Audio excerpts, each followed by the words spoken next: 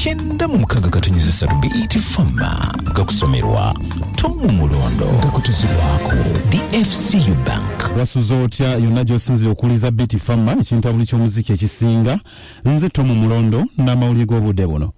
Ssaabalabirizi w'ekkanisa ya Uganda Dr. Samuel Stephen Kazimba Mugalu Mbowa asabye bannabyabufuzi okwesonyiwa ensonga z'ekkanisa ya Uganda ng'agamba nti bano bwe bakuma omuliro mu bakristaayo ab'e Luweero ne beegugunga.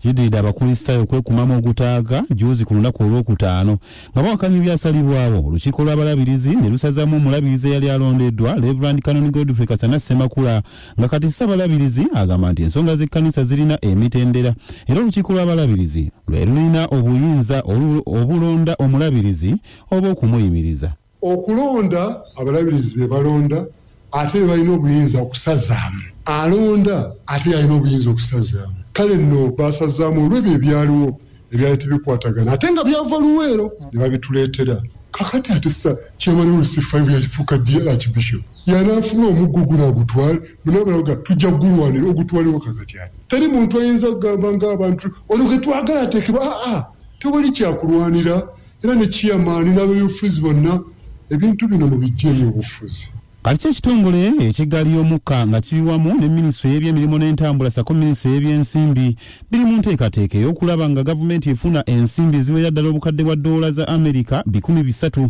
nga zino za kuyambako okukola n'okuddaabiriza oluguudo olw'eggaali y'omukka okuva e Malaba okutuuka e Kampala.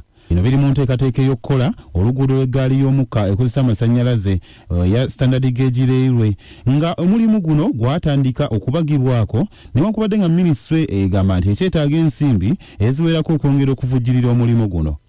Abatuuze n'abantu abawangaalira mu tawuni kansa y'e Kasambya mu bitundu omuyita oluguudo olw'amafuta beekokkodde engeri y'akasoobo ekitongole ekyayunula gye kikozeemu pulojekiti ey'oluguudo luno nga bagamba nti amayumba gaabwe gaamenyebwa nga basuubira okuddamu okuzimba amayumba amalala omukana okutuusa kati mpaawo kyali kigenze mu maaso. Bano bategeezezza nti emyaka 4 emabega ebizimbe by'abantu ku luguudo luno byamenyebwa omwali n'abalina amayumba agasulwamu nti kyokka n'okutuusa kati omulimu gukyayimiridde ng'abasinze okukosebwa be abakozesa oluguudo oluva e Lusaalira ne luyita e Kasambya ne lugguka Ekisembayo era nga luwezaako kilometers eziwera 154.